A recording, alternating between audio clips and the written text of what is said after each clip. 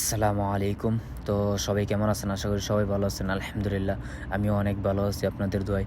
তো দীর্ঘ অনেক দিন পরে আজকে একটা পার্টি দিলাম সব বন্ধুরা একসাথে মিলে। আসলে প্রবাসে ওইরকমভাবে পার্টি দেওয়া হয় না। কারণ সবাই একসাথে হওয়াটা ইম্পসিবল অ্যান্ড সময় মেইনটেইন করা যায় না। যার কারণে এক্সাক্টলি আমরা পার্টিগুলা দিতে পারি না। তো দীর্ঘ ১.৫ বছর পরে আজকে পার্টি দিতেছি।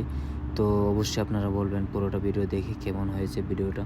তো চলেন এখন আপনাদেরকে দেখাবো আমরা পার্টিতে কী আয়োজন করতেছি এবং কারা কারা করতেছি সব কিছুই আপনাদেরকে বিস্তারিত দেখাবো। তো এখন দেখা যাচ্ছে এখানে ফার্স্ট টাইমে ওরা এখানে বসে বসে আড্ডা দিতেছে। তো ওদেরকে বললাম দেখ ভাই ওইদিকে যা, ওইদিকে গিয়ে ওদের সাথে হেল্প কর কাজে, তাহলে অনেকটা ভালো হবে, অনেকটা তাড়াতাড়ি হবে, ওদেরও কষ্টটা কিছু কম হবে। তো তোদেরও কষ্টটা কিছু কম হবে, সবাই মিলে জিলে করি, এটাই ওদেরকে বলছিলাম। তো এখানে দেখা যাচ্ছে পেঁয়াজগুলো ভাজি করে অনেক সুন্দর করে রেখে দিয়েছে। তো এদিকে আবার আমাদের জাভেদ ভাই চাউলগুলো অনেক সুন্দর করে ক্লিন করতেছে, ক্লিন করে রাখতেছে। আসলে কিনা চাউলগুলোর মধ্যে অনেক ধরনের ফরমালিন থাকে, যার কারণে আমরা চাউলগুলো ভালো করে ক্লিন করে দিয়েছি। তো আপনারাও ভালো করে ক্লিন করে নেবেন আপনারা যারা যারা এইভাবে পাঠিয়ে দিতে চান। তো আমরা এখন বসিয়ে দিয়েছি চাউলটা, এখানেই বসিয়ে দেবো। তো আপনারা দেখতে পারতেছেন চাউলটাও বসিয়ে দিয়েছি পেঁয়াজটা হালকা লাল হওয়ার পরে। তো চাউলটা আর পেঁয়াজটা অনেক ভালো করে মিক্সার করতে হবে, আর নাহলে অনেক ভালো হবে না।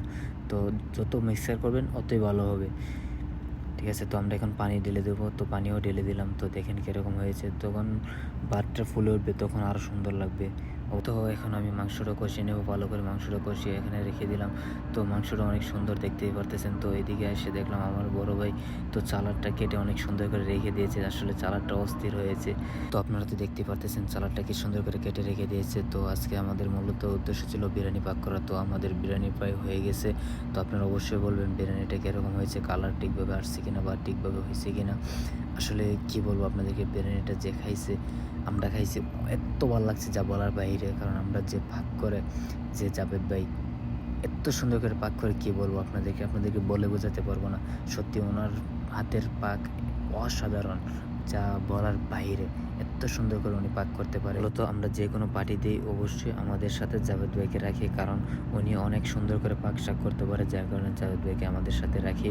তো আপনারা দেখতে পারতেছেন আমরা কিভাবে সবগুলো এনে রাখছি। তো আমরা আসলে চৌধুরীরা এইভাবে খাই, আমরা চৌধুরীরা আছি, যার কারণে চৌধুরীদের স্টাইলে আমরা খাওয়াটাই পছন্দ করি। এখন যেহেতু আমরা এখন সৌদি আরবে আছি, আসলে এই স্টাইলে খাওয়াটা অনেক ভালো লাগে, যার কারণে আমরা এই স্টাইলে খাইতেছি। আর বিশেষ করে যারা সব বন্ধুরা একসাথে এইভাবে খাইছে তারাই বুঝতে পারবে, সব বন্ধুগুলো একসাথে হয়ে এইভাবে খাওয়ার মজাটাই আলাদা।